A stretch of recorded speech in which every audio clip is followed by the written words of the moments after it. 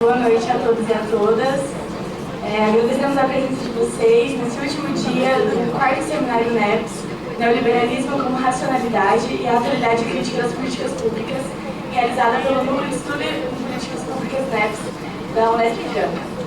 Gostaríamos de agradecer também aos nossos colaboradores, que foram grandes responsáveis pela execução desse evento, o Departamento de Relações Internacionais da Unesp Franca e o Núcleo de Estudo em Políticas Públicas NEPS da Unesp Franca. Gostaríamos de agradecer também o nosso patrocinador, o Café Joléu. Assim, é com muito orgulho que daremos início à mesa redonda 2, a atualidade crítica das políticas públicas. Para compor a mesa, chamamos a coordenadora, professora doutora Regina Cláudia Leisner.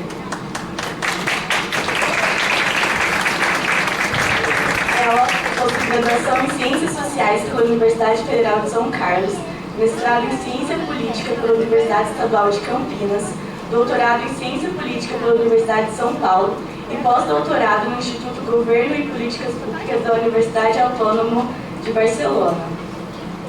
Chamamos agora os demais participantes para compor a mesa. Professor doutor Daniel Pereira Andrade. Professor de Sociologia da Fundação Getúlio Vargas e pesquisador associado do Laboratório Sofia Pol da Universidade de Paris, onde realizou pesquisa de pós-doutorado em Sociologia, doutor e mestre em Sociologia pela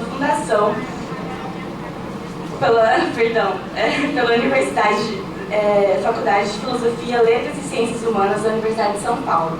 Atualmente realiza pesquisa sobre governamentalidade neoliberal, sobre neoliberalismo híbrido no Brasil e sobre dispositivos de poder emocional na sociedade moderna e contemporânea.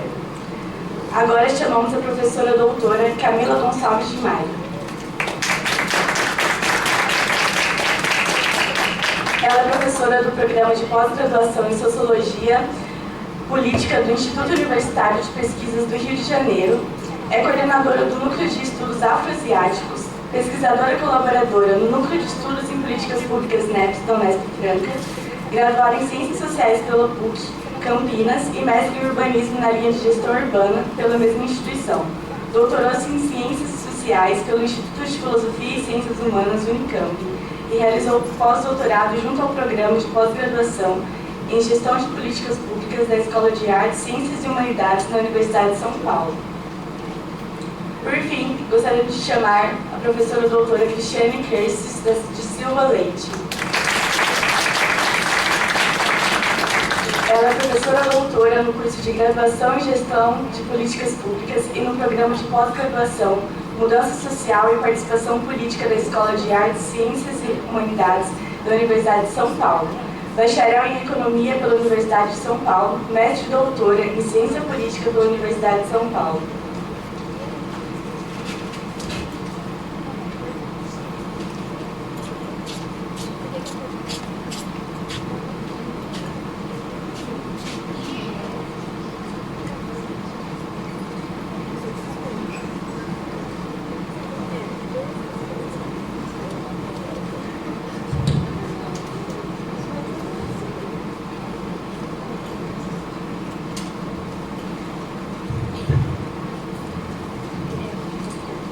Boa noite a todos e todas.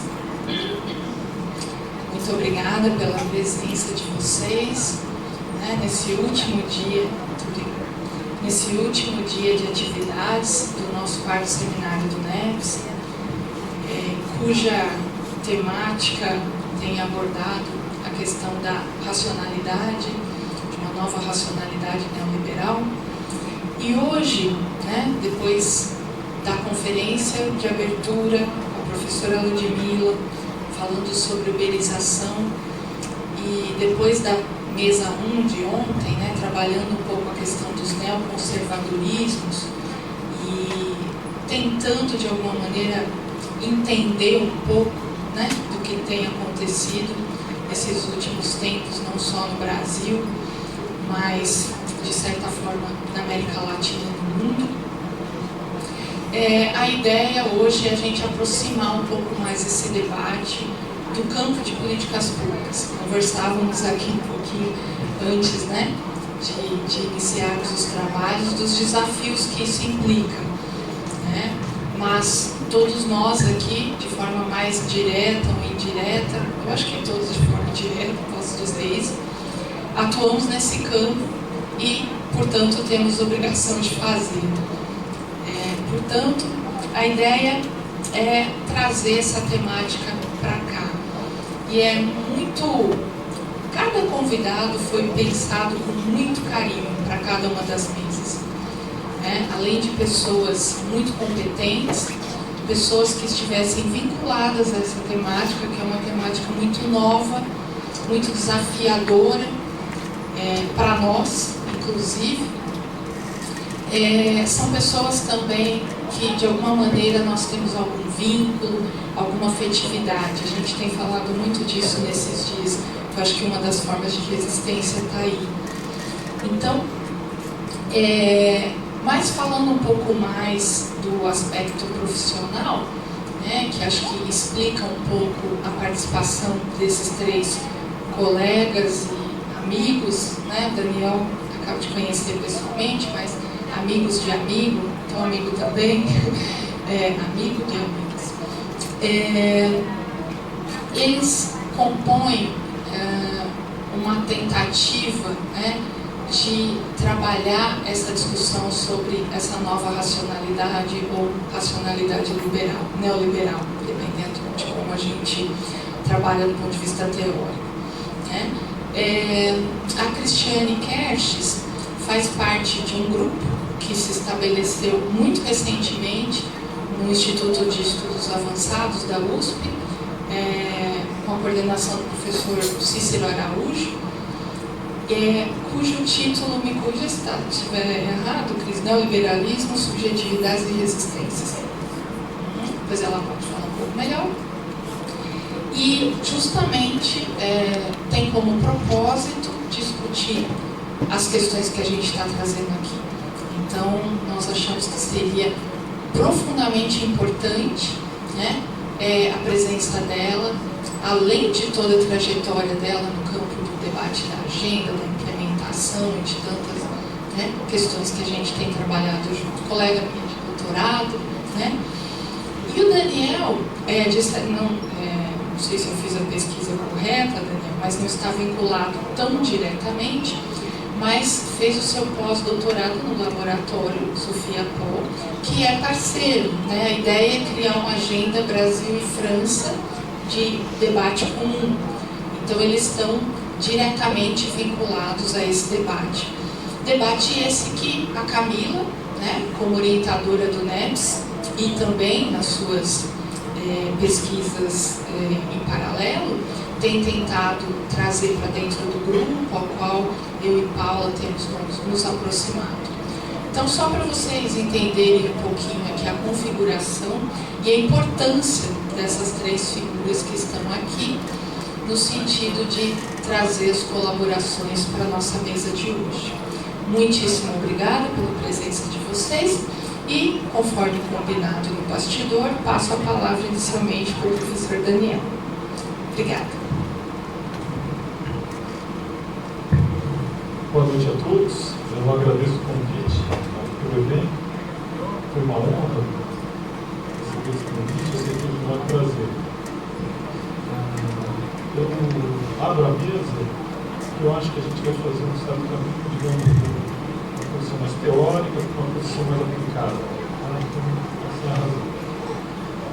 O que eu vou propor discutir aqui com vocês? Eu vou propor pensar uma questão teórica, pensar uma saída teórica para tentar aproximar cada vez mais o debate sobre o neoliberalismo da realidade brasileira, ou de processos de neoliberalização regionais específicos, e, no caso, o processo de neoliberalização brasileira. E, para isso, eu vou procurar explorar com vocês a noção de neoliberalismo híbrido, ou pensar a ideia de neoliberalismo a partir da ideia de hibridismo governamental. Então, eu permaneço num debate Foucaultiano, mas a partir mesmo de ideias do Foucault e de outros autores, como Aya Ong, que é uma antropóloga, ou de alguns geógrafos críticos, como Jane Peck, Feldon, Henry Brennan, a ideia é tentar propor caminho para pensar, de fato, o que é o neoliberalismo realmente existente. Se a gente quer pensar o que é o neoliberalismo realmente existente, não o neoliberalismo dos livros, não o neoliberalismo teórico que está na filosofia ou na economia, de teóricos como Hayek e outros, mas se a gente quer pensar a sociedade neoliberal, eu acho que é fundamental a gente entender que o neoliberalismo ele não atua sozinho numa sociedade. Ele atua em conjunto com outras formas de governamentalidade ou com outras racionalidades políticas que se compõem de maneira variada e dinâmica com a racionalidade neoliberal. Bom, de saída, eu acho que esse conceito de neoliberalismo híbrido, que eu acho que pode contribuir muito para a gente pensar o Estado brasileiro, pensar o Estado como algo que é heterogêneo internamente, mas também para pensar diversas políticas públicas. Então, eu acho que é um caminho para pensar políticas públicas específicas. Eu acho que ele traz 4 ganhos de saída, ou 4 contribuições. Em primeiro lugar, eu acho que ele previne a gente de um vício bastante comum, que é o vício de ver o neoliberalismo em tudo, né? E de confundir a realidade existente em sua totalidade com o neoliberalismo. Porque se tudo é neoliberalismo, então não tem mais espaço para resistência, não tem mais espaço para nada. Se toda a realidade existente é neoliberalismo, então como é que a gente sai do neoliberalismo? Ou então, uma outra questão igualmente possível é, então qual que é a especificidade do neoliberalismo, se o neoliberalismo é tudo? Eu acho que quando a gente pensa em termos de hibridismo governamental, a gente reconhece qual é a especificidade do neoliberalismo, quais são outras racionalidades políticas heterogêneas que podem se compor com o neoliberalismo. Então a gente sai dessa enrascada de achar que o neoliberalismo se confunde com toda a realidade, porque isso faz a gente cair num discurso do inevitável, né? Numa narrativa do inevitável. A gente começa a pensar o neoliberalismo como forças estruturais onipresentes e invencíveis. Bom, eu acho que pensar a questão do neoliberalismo é justamente pensar a crítica ao neoliberalismo. Então a gente não pode cair nessa narrativa do inevitável, tá? Então eu acho que vale a pena, a partir dessa ideia de racionalidades políticas heterogêneas, eu acho que isso permite a gente pensar qual é a especificidade, uma análise mais cuidadosa das formas de poder e dominação. Né? Lembrando o seguinte, que quando o neoliberalismo chega em vários países, ele não substitui e nem desfaz inteiramente outras racionalidades políticas. Tá? Bom, uma segunda contribuição que eu acho que essa ideia de governamentalidade híbrida ou de neoliberalismo híbrido pode trazer para a gente é evitar a projeção de processos que são típicos de países desenvolvidos na realidade brasileira. Se a gente pode admitir sem problema nenhum que existem dinâmicas globais que induzem formas de regulação voltadas para a lógica do mercado, a gente não pode pensar que essas formas de regulação ou que esses vetores que viajam pelo mercado global, que eles atingem os países como se fosse uma espécie, para usar uma imagem da Aya Ong, uma espécie de tsunami econômico que se derrama sobre recipientes vazios. Quando o neoliberalismo chega pela via dos mercados globais, o que ele encontra são formações políticas já previamente existentes. Tá? Ou então outras formações políticas que vão se construindo em paralelo a ele. No caso brasileiro, isso é muito importante. E quando ele chega aqui, ele, como eu acabei de falar, ele nem substitui inteiramente essas outras racionalidades. E, além disso, ele se combina de diferentes maneiras e dá origem a todo tipo de invenção político-institucional, o que vai acabar definindo processos singulares. Então, os processos de neoliberalização são sempre singulares. Não existe um único processo de neoliberalização, como se ele fosse homogêneo por toda parte. Bom,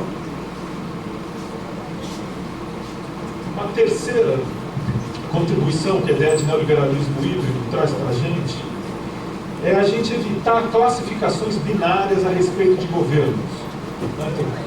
Isso é especialmente importante no caso de países presidencialistas como o nosso, que a gente tende a dizer o seguinte: o governo de Fernando Henrique é neoliberal, o governo do Temer é neoliberal, o governo Bolsonaro é neoliberal, e aí os governos petistas se autonomearam como pós-neoliberais. Não sei se vocês lembram disso, saiu um livro, acho que editado pela própria Boitempo, depois de 10 anos de governos petistas, que chamava 10 anos de pós-neoliberalismo no Brasil, analisando e organizado pelos próprios petistas para analisar as políticas colocadas em curso.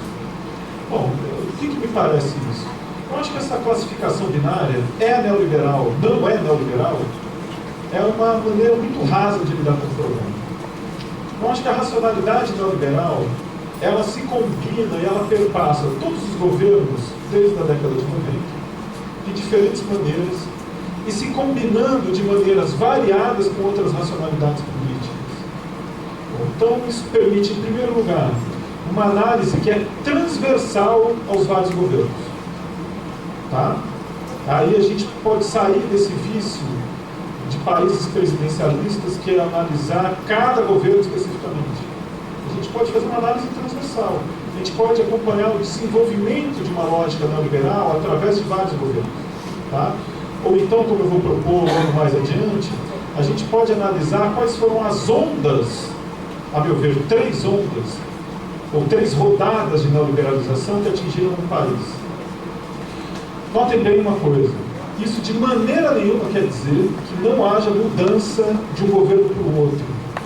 Tá? Eu não estou dizendo que os governos petistas foram iguais ao governo Temer de maneira nenhuma. Tá? O que eu acho que é importante nuançar é o seguinte: a racionalidade neoliberal sim atravessou todos os governos, mas ela se compôs de maneiras diferentes com outras racionalidades políticas. Ela avançou em determinadas direções em cada uma das rodadas. Tá? E ao analisar essas mudanças, essas composições diferentes em cada governo, é isso que pode permitir a nós, inclusive, nuançar as diferenças entre os diferentes governos. Tá? Bom, a quarta e última contribuição que eu acho que o conceito de neoliberalismo híbrido pode trazer para a gente é o potencial político que ele traz, que, a meu ver, é um potencial político interessante. Bom, quando a gente percebe que entre diferentes racionalidades políticas existem tensões, não apenas, digamos, pontes, conexões, mas também tensões, bloqueios recíprocos, incompatibilidades e contradições, é possível observar brechas na construção do Estado, brechas na construção de políticas públicas, ou brechas nas formas de governamentalidade, se vocês quiserem, por meio das quais nós podemos explorar essas contradições, explorar essas brechas e atuar politicamente para a emergência de racionalidades políticas mais progressistas, ou de novas racionalidades políticas. Bom, por que eu acho que isso é importante? Porque isso abre a possibilidade da disputa das instituições, por dentro das instituições.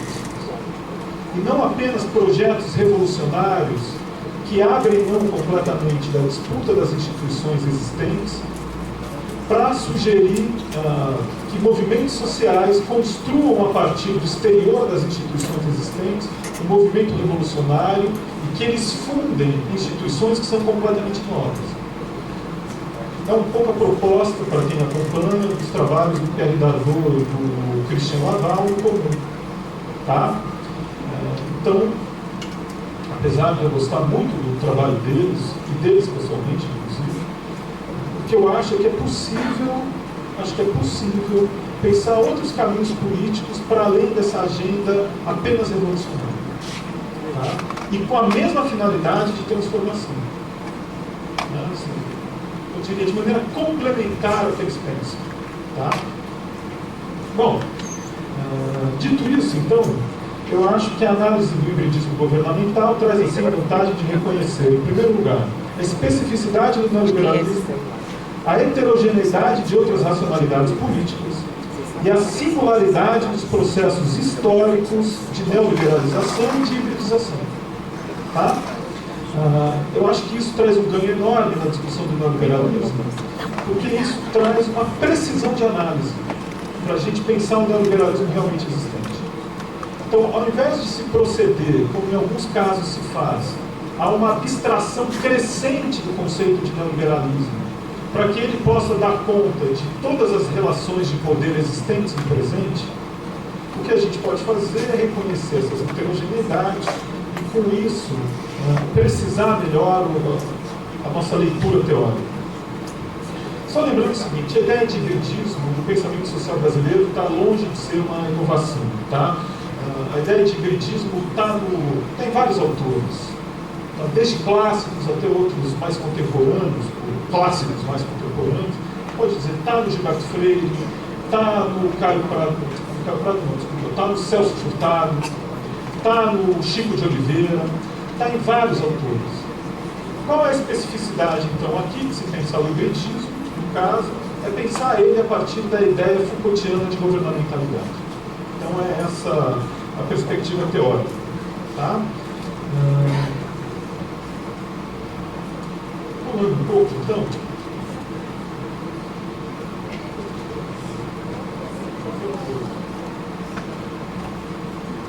Então, vou falar duas ou três coisas a respeito dessa visão teórica a partir do próprio Foucault.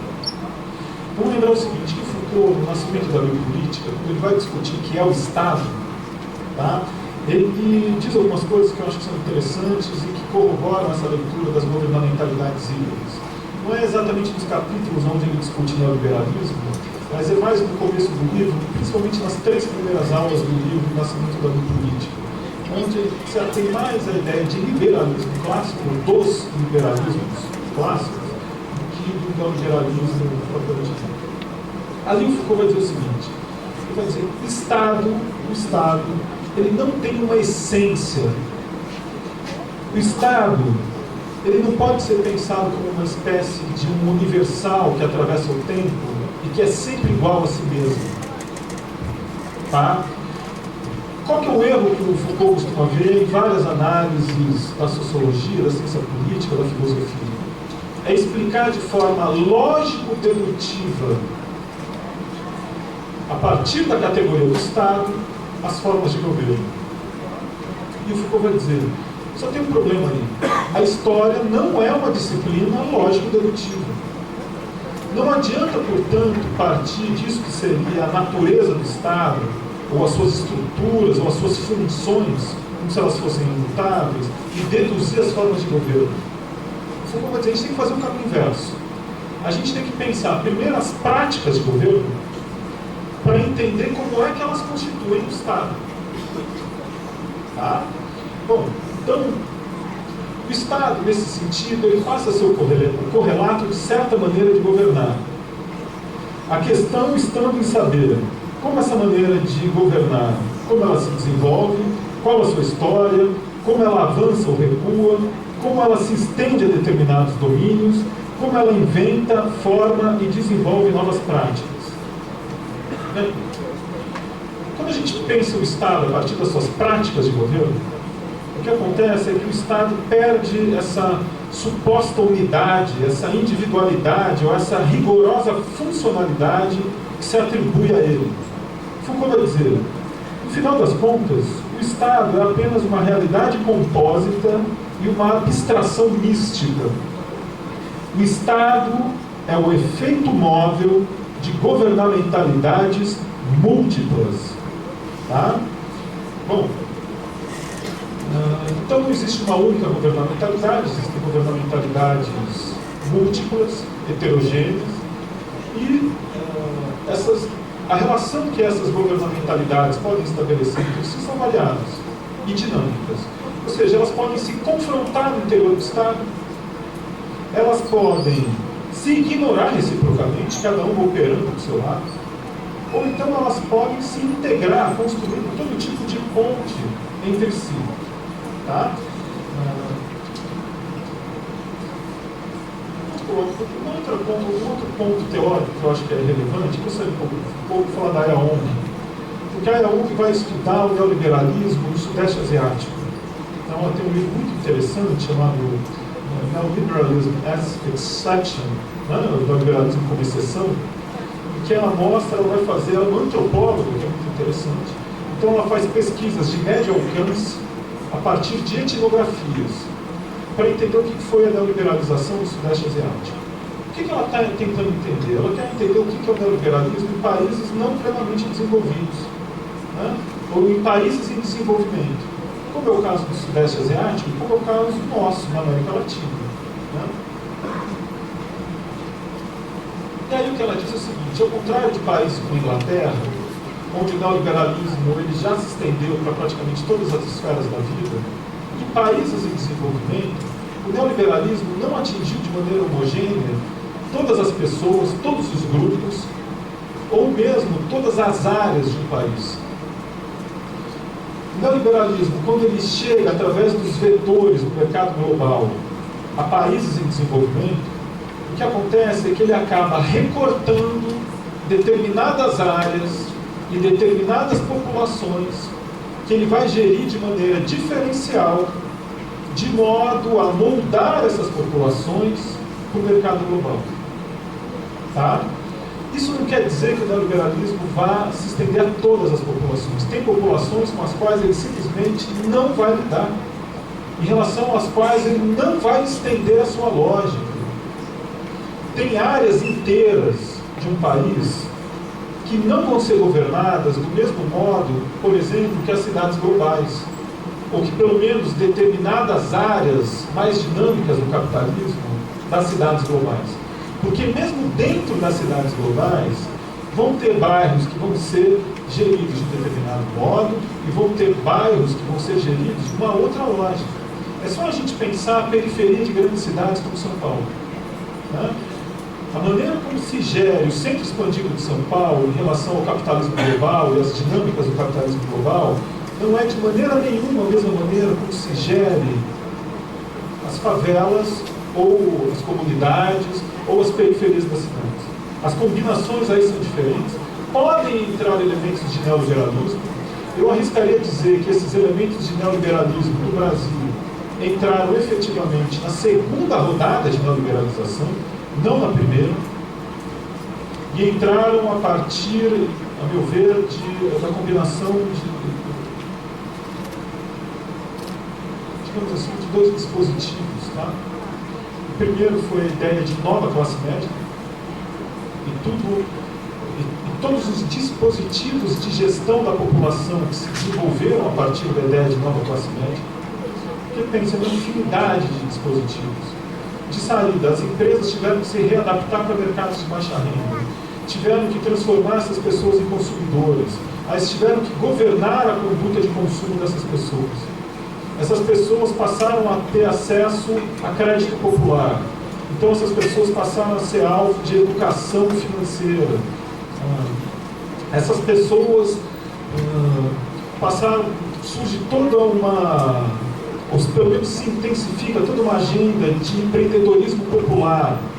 Surgem formas de formalização do trabalho na periferia.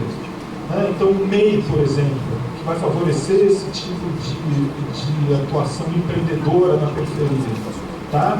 Então, a racionalidade neoliberal, no sentido Foucaultiano, tá? No sentido Foucaultiano, do empreendedor de si mesmo, ela vai entrar muito, ou em larga medida, a partir dos dispositivos criados pela lógica da nova classe média. Em segundo lugar, a partir do neopentecostalismo, tá? Que vai ser uma espécie de neoliberalismo de baixo para cima. Okay? Eu só acrescentaria rapidamente mais duas coisas. Quais foram as outras duas ondas de neoliberalização? A primeira foi uma onda de neoliberalização que reformou nos anos 90 as empresas e o Estado e que transformou radicalmente a racionalidade de gestão e que, portanto, teve como, ao mesmo tempo, sujeito e objeto as camadas médias gerenciais. foi a transformação das camadas médias gerenciais, a primeira rodada de neoliberalização, e a mudança da racionalidade de gestão, que constituiu essa primeira rodada de neoliberalização. A segunda, a nova classe média e o neopentecostalismo, atingindo uma outra população, que era a população de baixa renda, ou essa população de trabalhadores emergentes, principalmente nos períodos lulistas. E o que a gente está vivendo hoje, com isso eu encerro, é uma terceira rodada de neoliberalização, que se deu a partir da crise, e a partir da crise, a partir da a constituição, a tradução da crise na ideia de que os direitos sociais previstos na Constituição de 88 não cabiam no PIB, então um desmonte radical de direitos, e a constitucionalização e o avanço de políticas econômicas propriamente neoliberais. Tá? Última coisa, a última rodada ela se caracteriza por um desmonte da democracia, que vinha sendo construída em paralelo, tá? Uma racionalidade política social-democrata, e ela vai se caracterizar pela ascensão de uma outra racionalidade política existente, ao menos, desde a ditadura militar, que é a lógica militar da guerra ao inimigo interno. Tá? Depois da redemocratização, essa lógica se converteu na guerra às drogas, ela se desloca, e hoje em dia, além da guerra às drogas e ao crime organizado, ela volta a se estender a uma série de movimentos sociais, partidos de esquerda, movimentos, vamos dizer assim, identitários, para usar um termo fácil, movimentos ambientalistas, ONGs, assim por diante. Tá? Com isso encerro, muito obrigado.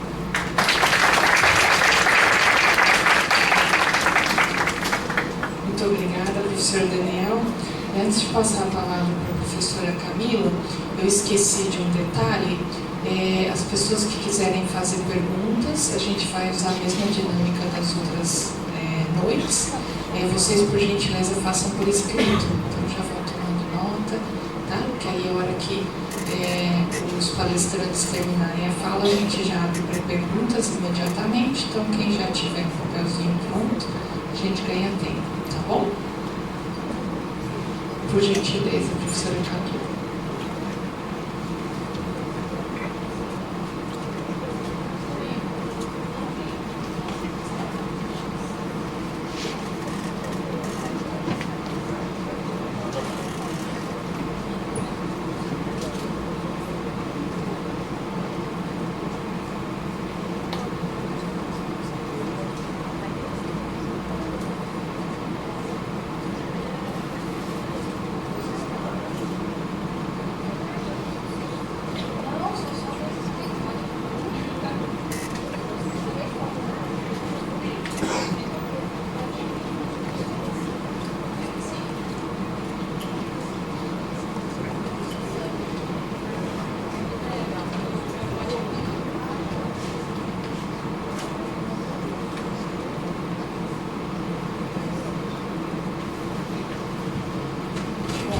Boa noite a todas e todos.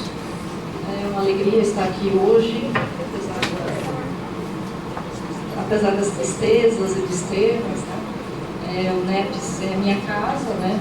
E é muito bom estar aqui comemorando 8 anos de NEPS.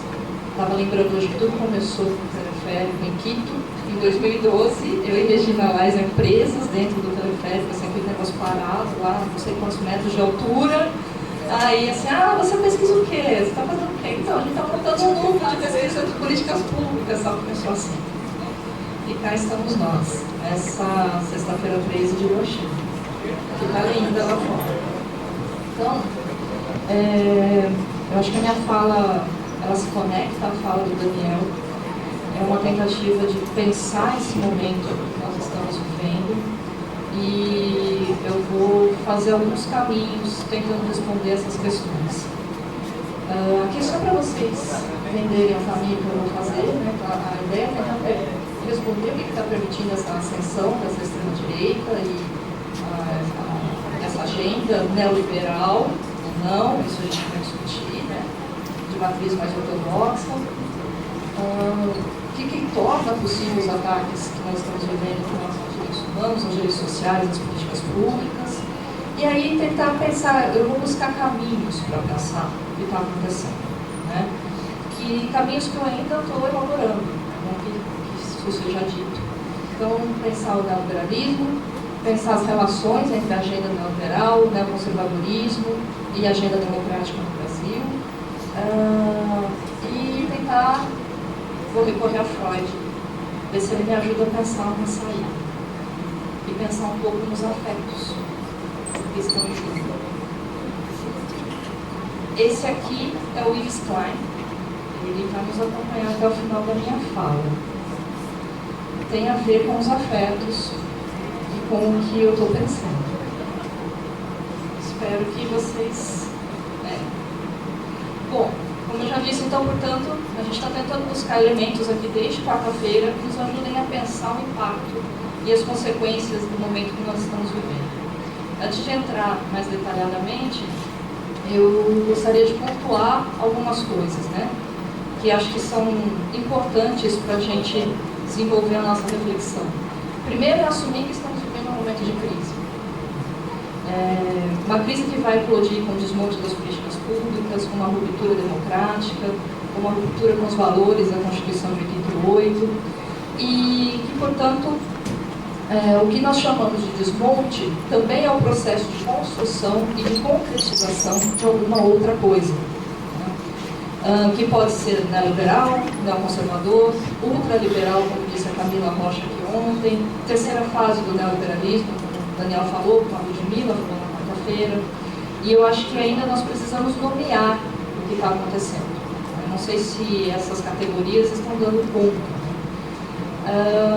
A segunda coisa que eu quero pontuar é que nós estamos vivenciando aí o resultado de uma longa disputa entre diferentes projetos políticos que estão colocados há muito tempo, né? Pelo menos há 40 anos. A gente tem que olhar para trás para tentar entender o que está acontecendo, né? Minimamente entre o projeto neoliberal e o projeto democrático, né? E eu acho que é importante a gente ter em mente que essa disputa se deu em vários níveis, né? Não só dentro do Estado, mas nas relações sociais, né, no cotidiano das pessoas. E que ambos, né, que é o projeto democrático liberal e outros projetos, avançaram em determinados sentidos e fizeram movimentos diferentes. São esses sentidos e esses movimentos que nós estamos precisando compreender nesse momento para entender o que está acontecendo e para pensar saídas.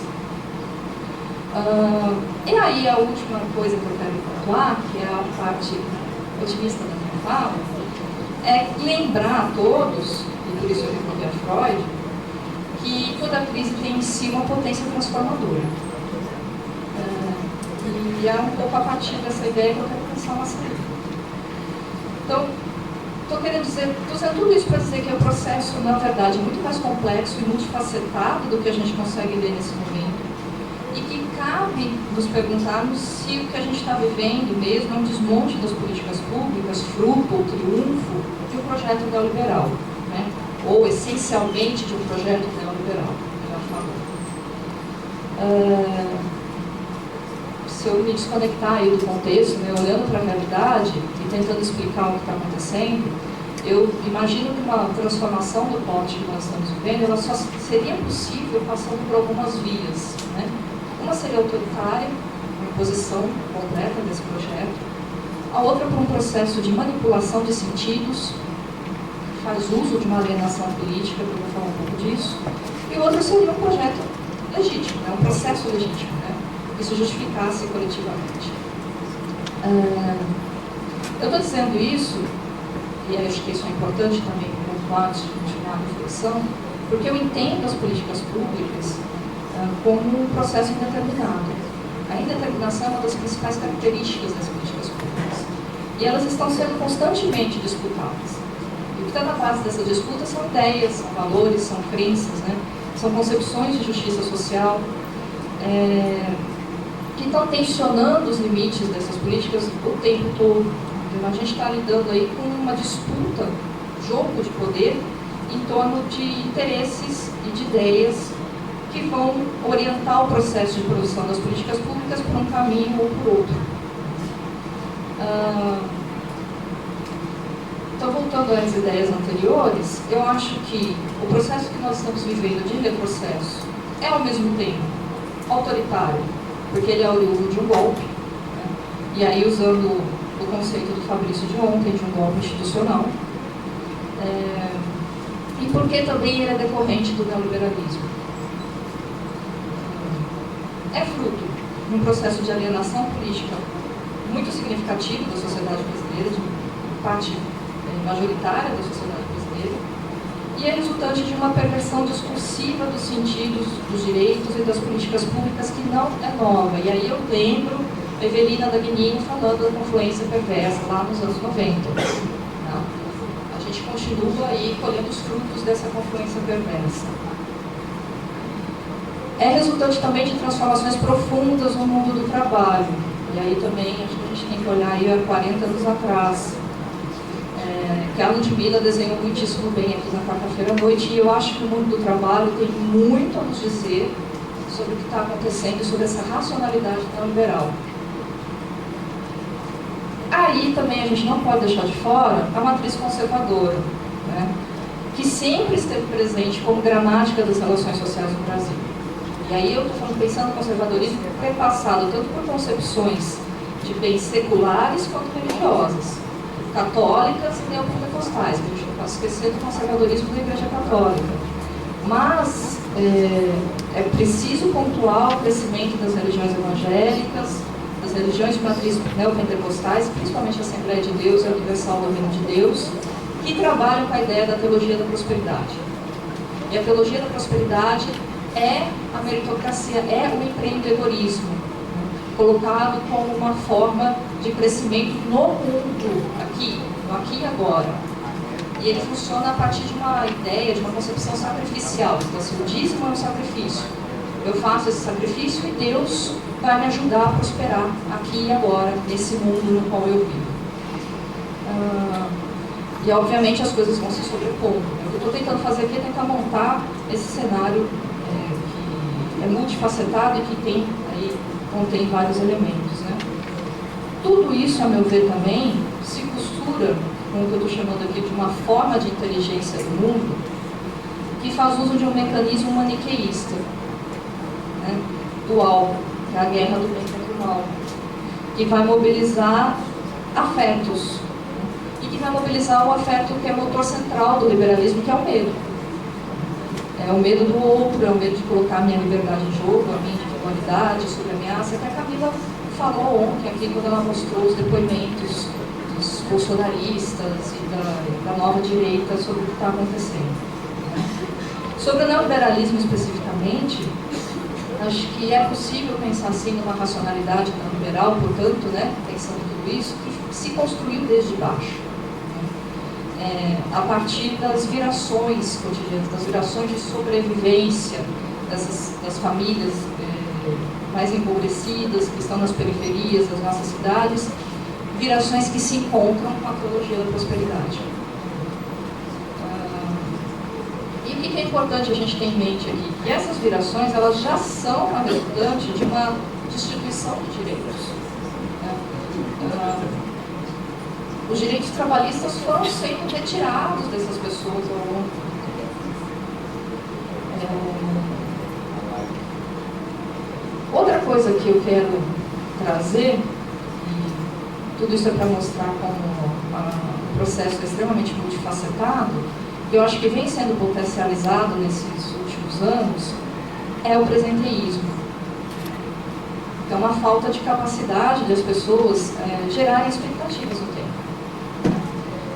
E isso tem a ver, então, assim, com o estabelecimento de um novo regime de temporalidade que está ligado com essas transformações no mundo do trabalho, que está ligado com as transformações no Estado e com as relações que vão se estabelecendo com essas instituições. Eu acho que é possível falar em uma espécie de devir neoliberal, de uma forma de ser, de estar no mundo que se constitui a partir da agenda do projeto neoliberal e que se cruza com todos esses outros elementos que eu coloquei aqui, que não são necessariamente neoliberais. Então, assim, a gente estabelece uma forma de vida que está baseada na insegurança, na destituição dos direitos, na incapacidade de projetar o futuro. E isso acontece de mãos dadas com a construção da nova república. Esse processo de construção, né, desse devir, a meu ver, tem a ver com o que o Foucault nomeia por tecnologias de governo.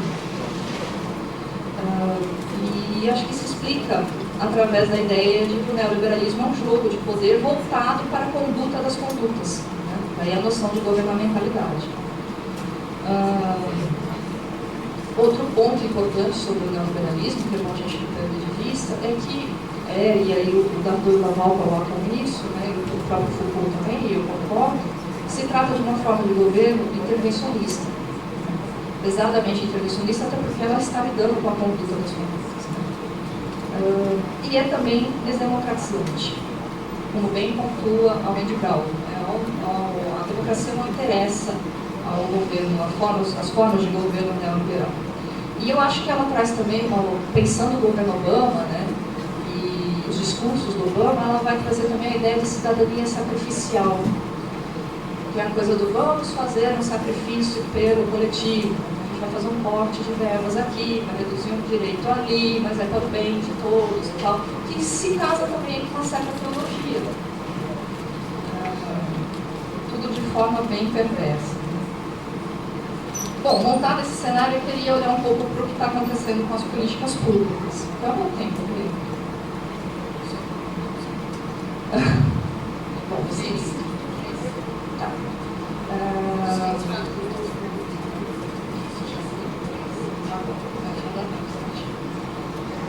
Bom, o que vem assombrando, né, que vem me assombrando particularmente, é a velocidade com a qual esse processo está acontecendo. Né? Que aparentemente não tem resistência, né? Falta resistência da sociedade civil, falta resistência que venha mesmo desde dentro do Estado, dos atores, né, que fazem parte do processo de construção das políticas públicas. Pelo menos isso é o que parece ser. Né? Mas aí eu comecei a me perguntar, bom, o que realmente está acontecendo e como é que esses discursos se constroem, né, para a gente conseguir pensar se realmente está faltando resistência ou não. Se a gente pensar na reforma trabalhista e pensar em tudo isso que eu já coloquei aqui, né, no fundo, o desmonte dos direitos trabalhistas já vem acontecendo na prática há muito tempo. Né? E ele se casa com o processo de construção do empreendedorismo, se casa com o processo, como Daniel estava falando aqui, da nova classe média, com a ideia do autogerenciamento de si, que a Ludmilla colocou na quarta-feira. E, portanto, quem vai reclamar esses direitos trabalhistas que estão sendo desmontados, se a gente pensar a partir desse viés, né? Quem são essas pessoas que estão sentindo esse desmonte, que tem voz ativa, que tem poder e que tem capacidade de se colocar politicamente? Aí, se a reforma trabalhista ela não fala tanto com a vida das pessoas, com o cotidiano, né? Eu comecei a pensar, bom, em saúde e educação. 70% da população brasileira é SUS-dependente. 70% dos alunos de ensino básico estão nas escolas públicas.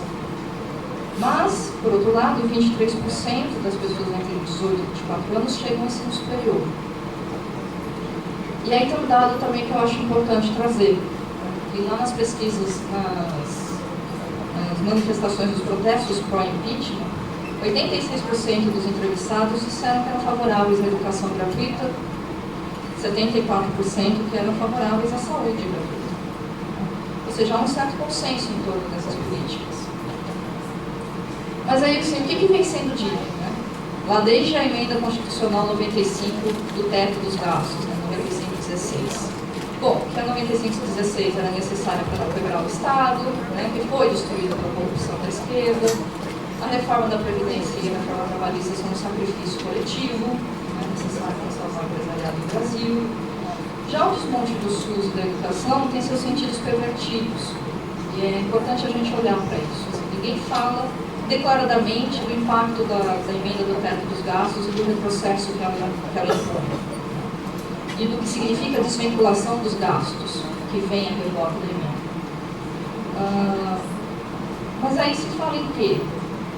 O nosso querido ministro da Educação, Luiz Henrique Mandetta, foi no Roda Viva né, da Saúde, desculpa, foi lá no Roda Viva falar que acabar com a gratuidade do SUS é uma questão de justiça.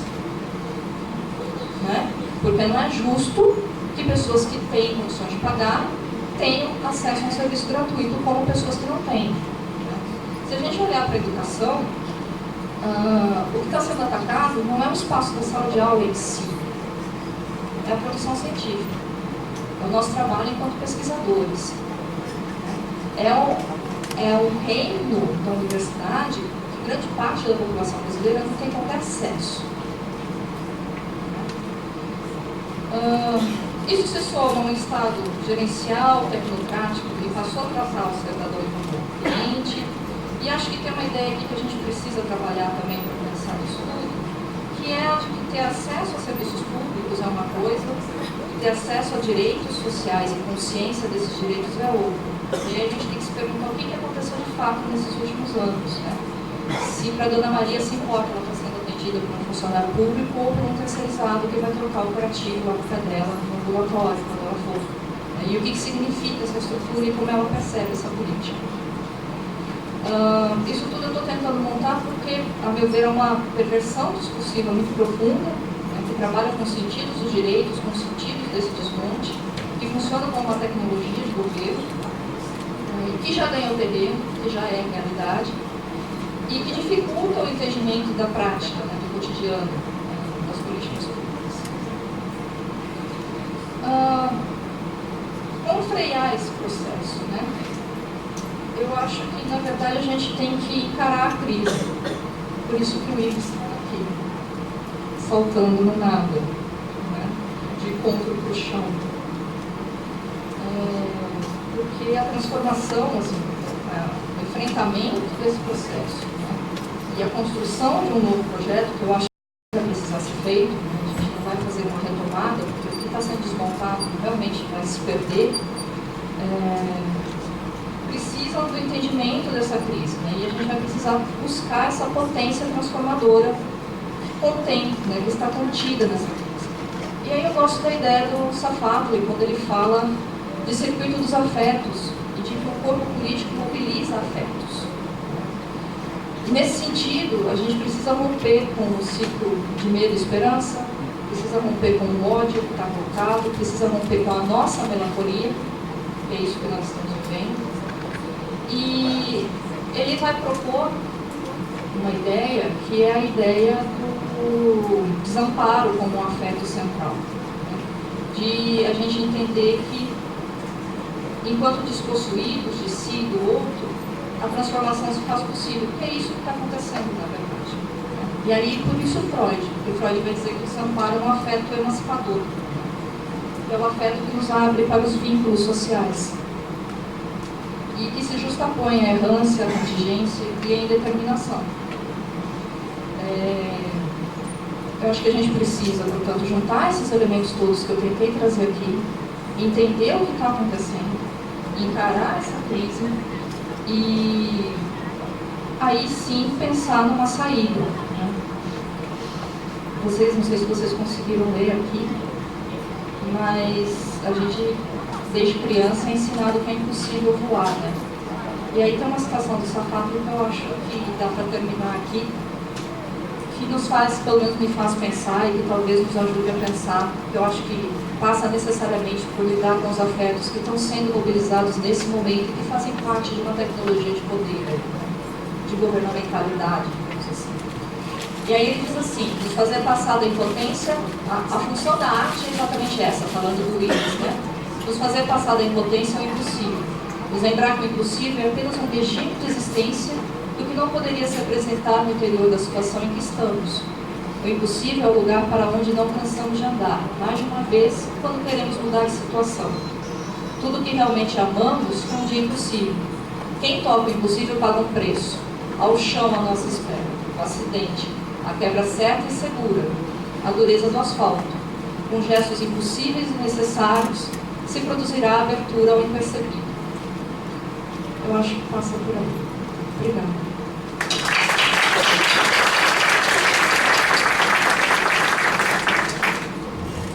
Bom, depois dessa fala minimamente inspiradora, passo a palavra a Cris.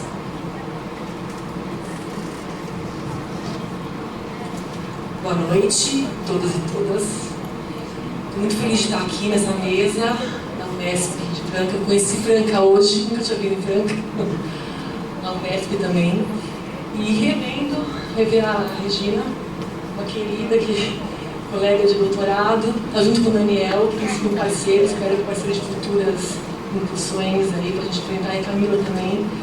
Bem, a fala do Daniel e da Camila, eu acho que ela coloca a questão que a gente tem que discutir aqui em outro patamar. A minha ideia, quando eu recebi o convite da Camila e comecei a pensar, como é que a gente pode, a partir do arcabouço teórico das políticas públicas,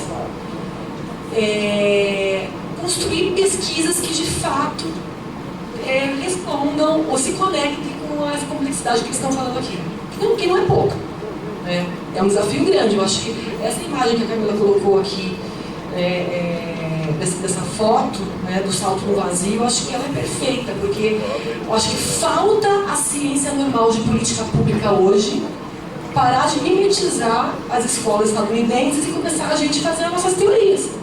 Começar a gente observar o que está acontecendo com articulação de teorias de outras origens epistemológicas, metodológicas, para a gente avançar. Eu acho que o neoliberalismo, inclusive, se manifesta nessa sociologia do conhecimento. A gente é induzida a publicar em periódicos internacionais, toda a métrica do Qualiscap, isso tudo leva a controle. Essa governamentalidade da produção do conhecimento também se coloca. Estou até já falando coisas que eu estou pensando, falando que vocês falaram, que estava falando do meu esquema aqui, mas acho que é isso que a gente tem que pensar.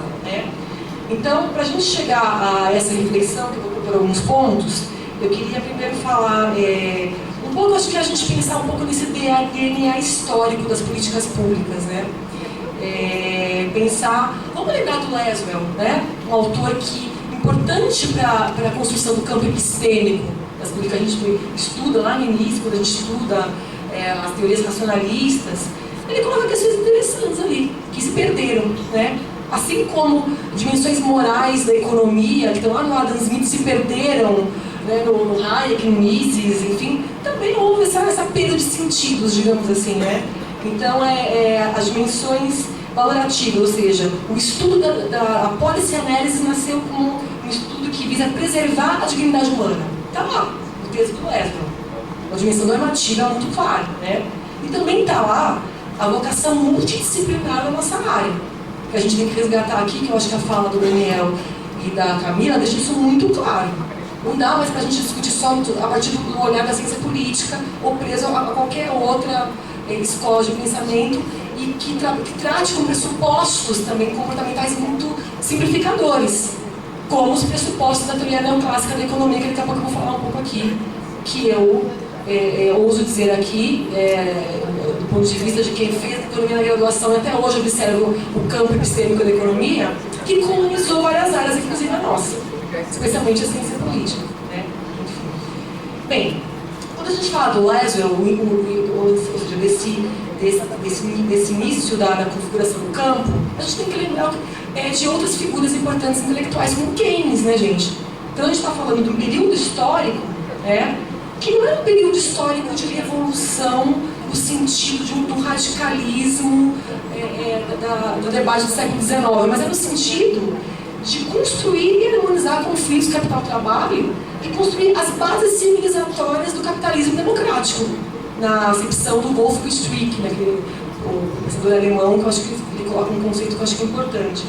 Foram essas bases. Estamos falando de um liberalismo reformista vitoriano associado à construção de um campo que buscava um índice civilizatório. Então vamos brincar de capitalismo, vamos brincar de controle de jornais de trabalho, de cidade de massa, maior tributação, mas dentro de uma lógica em que existe um horizonte possível de desmercadorização. Nem tudo é mercadorizado, na sua essência, na sua alma, digamos assim.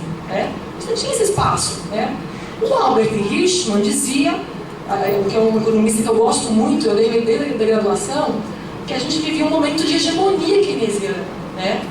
A gente pode até trocar o conteúdo e dizer da hegemonia, do pensamento econômico, das hegemonias ou da hegemonia, a partir da década de 1970, né? Mas eu acho que essa lógica, ela passa, ela é igual, mas tem conteúdos muito diferentes, né? A partir dos anos 1930, a gente pode dizer, o Daniel depois pode até precisar isso que eu vou falar agora. Eu acho que desde que a gente tem pensamentos que vão responder a uma reação à crise liberal que gerou a crise de 29, depois a própria Segunda Guerra Mundial, você já tem uma reação epistêmica, né? Você tem o quê? Reuniões, enfim, organização de sociedade da Montpellier, sempre reagindo a esse pensamento liberal reformista. Então, esse conflito que a Camila falou que a gente tem que enfrentar é um conflito importante, mas ele não é novo. Sempre existiu. O movimento e o contra-movimento do Polanyi, ele está presente. Ele sempre existiu, né? Então, eu tenho o quê? Uma reação à organização da vida sob o vetor do intervencionismo estatal, como propõe o modelo keynesiano. Então, o modelo keynesiano também traz na sua essência a desconfiança em se deixar o mercado laissez-faire moldar as relações sociais. Né? No fundo, a gente tem o pilar do contrato social do pós-guerra, que é o estado do keynesianismo, o estado do bem-estar social, né? Enfim, esse capitalismo democrático que se configura como, na realidade, o ponto de âncora em que a sociedade humana conseguiu se configurar no século XX, né? Em todas as suas questões, né? Bem, o que a gente pode tirar daí, do ponto de vista das reações a esse pensamento liberal reformista? Né? Que eu acho que isso que é uma dimensão histórica importante para a gente entender a natureza do conflito que a gente está vendo hoje. Né? Uma série de atores institucionais, sociais, políticos, econômicos foram se organizando em escala mundial. Eu queria colocar a luz aqui um pouquinho na organização dessas reações que tiveram como figuras emblemáticas, o Mises, o Hayek, né, o Friedman, né? Então a gente tem o quê?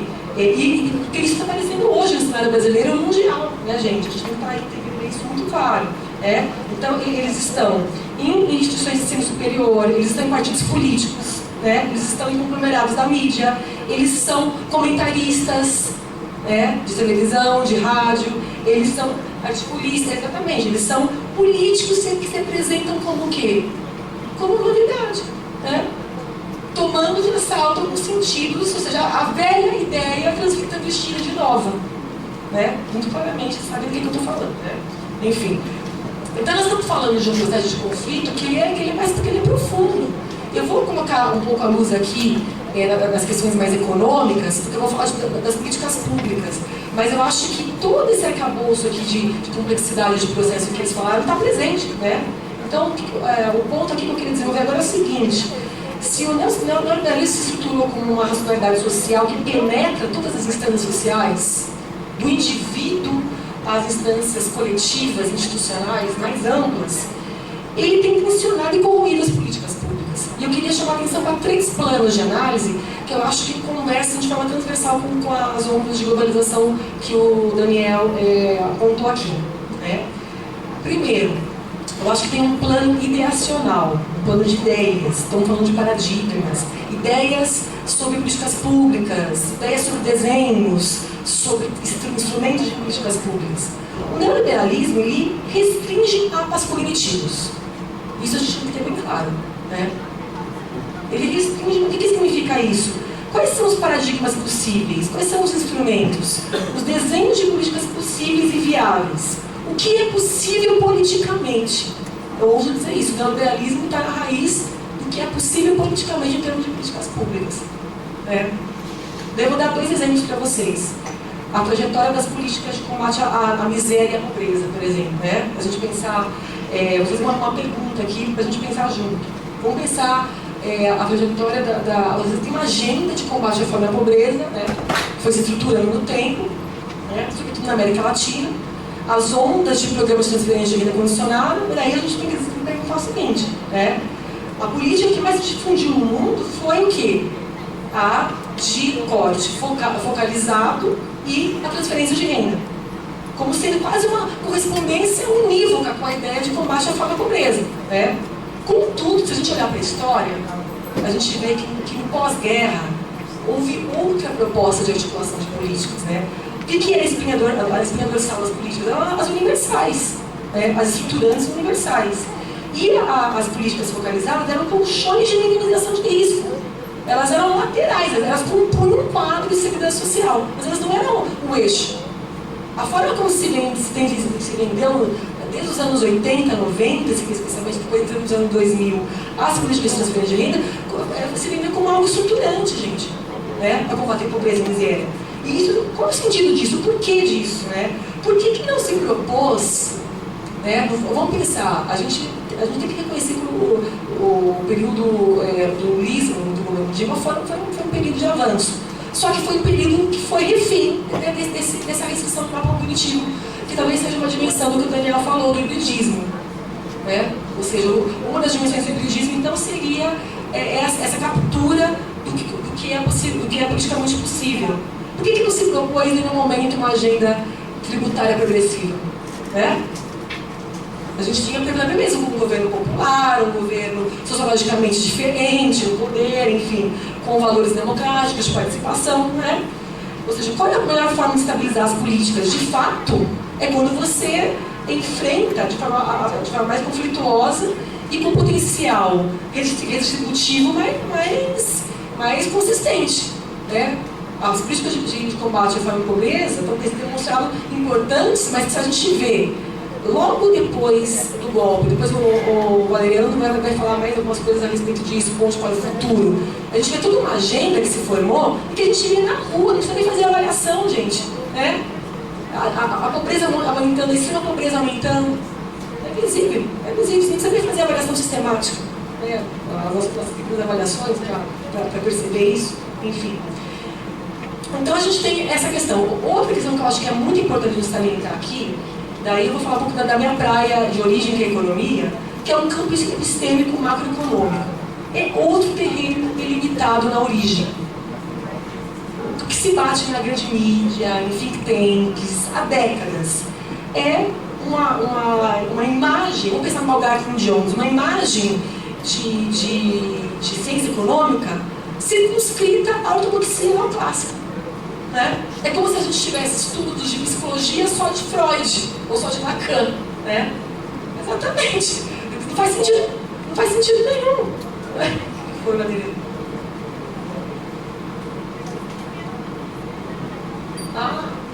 Pode logo? Sim, você teria mais a ver aqui, legal.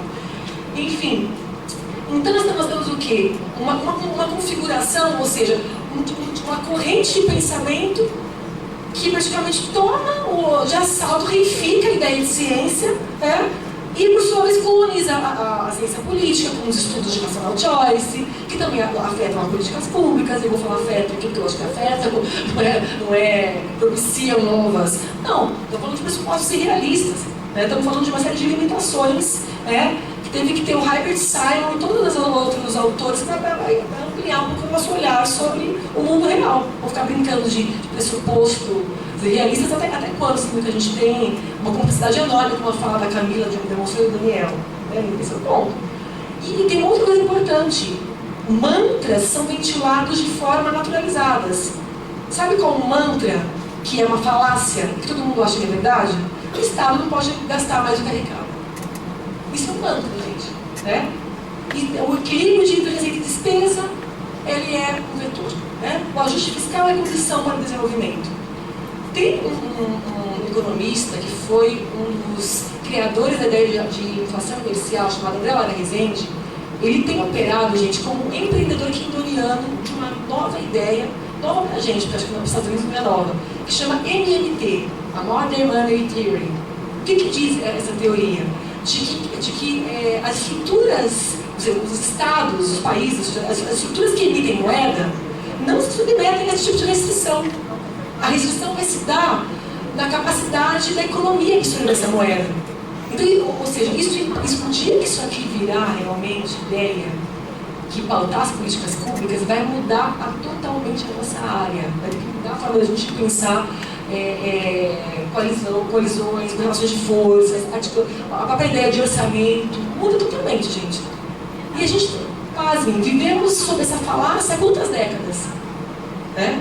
Essa é uma dimensão importante, impacta diretamente a política pública, né? Enfim, então, olha que interessante, eu gosto muito de estudar o caminho das ideias e alguns caminhos híbridos das ideias. Né? A gente tem o grupo do Bernie Sanders nos Estados Unidos, que estão divulgando e abraçando essa corrente de pensamento agora, que recoloca a ideia de moeda, como isso impacta na macroeconomia, na própria gestão da política monetária. Né? E a gente tem no Brasil o André Rezende, que está num campo, digamos assim, de centro politicamente, que está digamos assim, no campo político ligado ao PSDB, mas que hoje, pasmem, conversa diretamente com assessores do PSOL, da Câmara dos Deputados. Eles estão propondo a proposta econômica do Boulos, conversava com essa teoria aqui, gente. Né? Então, eu acho que a gente tem que começar realmente a repensar várias coisas para estudar políticas públicas, que tem muitas nuances que a gente não está pegando. Né? Por exemplo, quando a gente pensa aquela ideia da sopa primitiva do Kingdom, aquele fluxo das ideias, né, do John Kingdom, tem um pressuposto pluralista ali que é irrealista. A gente tem que começar a abandonar as teorias que têm pressupostos irrealistas e corolários que não se sustentam. A gente tem que procurar uma dimensão mais histórica do processo. Então, assim, pensar que as ideias competem livremente numa sopa primaveril, etc, né? E que tem que passar por uma série de crivos. Gente, não dá para a gente ficar articulando esse tipo de categoria analítica. Vamos pegar do Kingdom o que presta, o que é possível. Janela de oportunidade, acho que tem coisas interessantes. A própria ideia de que tem realmente indivíduos que exercem esse papel de empreendedor. Mas a forma como ele articula ideia é muito fraca.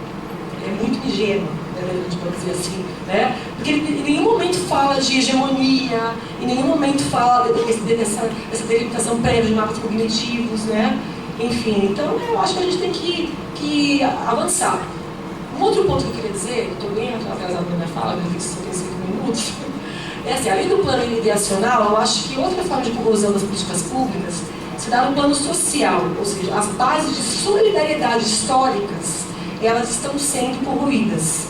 Então, acho que isso passa muito pelo que a Camila falou. Né? Eu não vou repetir, porque acho que ela fez uma fala muito bonita aqui, muito interessante, que é como que esses laços coletivos que estão na base de uma previdência com repartição, ou seja, com a própria ideia de um sistema tributário progressivo, ou seja, os arranjos sociais que permitiriam, que dão uma base social para esse tipo de política. Né? Isso está se derretendo.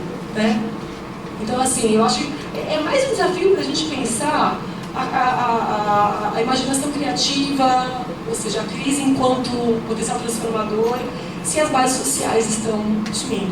Né? Então, isso é uma coisa importante. Se a gente tem como base social o mundo do Daniel Blake, os sujeitos empresariais, como é que a gente vai sair disso? Né? Outro ponto que eu acho que também a Camila, de certa forma também o Daniel aportou, então a gente tem um plano de ideias, um plano social e um plano institucional. Né? O neoliberalismo impõe padrões de governança privada no público. Né? Então, quando a gente pega parcerias público-privado, OS, eu não vou bater muito nisso, mas é aquela ideia de que a eficiência é o principal elemento, é o critério de alocação primordial que deve ser considerado. Né? Se muda socialmente, se não muda, se é efetivo, não importa, né? Ou seja, é a ideia de que tudo isso é legitimado pelo quê? Pelo diagnóstico de que não há recurso e que a Constituição cidadã não cabe no orçamento. Legitimado numa falácia, do ponto de vista de pressuposto. O Daniel também falou aqui. Triste, né? A armadilha que a gente se meteu historicamente, né? Então a gente tem desde os anos 70, anos 1970, esse processo avançando, né?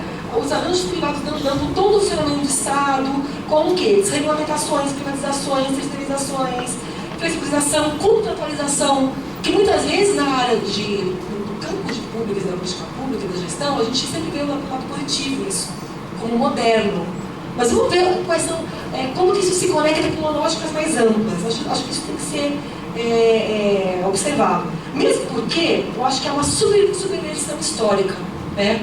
Se a gente pensar a formação dos Estados nacionais, que envolveu uma penetração de estruturas monopólicas nos territórios sociais, ou seja, moeda, tributos, controle dos corpos, os territórios sendo moldados por essa penetração desse monopólio do Estado. Eu estou pensando no Elias, toda essa corrente de pensamento sociológico.